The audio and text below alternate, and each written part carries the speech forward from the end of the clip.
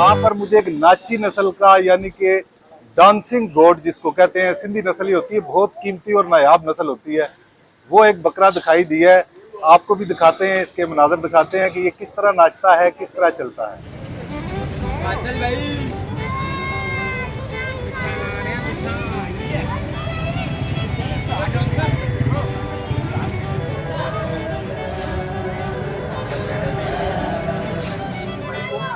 ये भाई नाचा नस्ल है, ये आता है जी सिंध की पैदावार है ये। तो ये बड़ी अच्छी माशाल्लाह इसकी चाल होती है, घोड़े की तरह ही चाल होती है। इसकी ये कमर देखें ना, आप देख सकते हैं ये और बकरों से मुख्तलिफ बकरा है ये।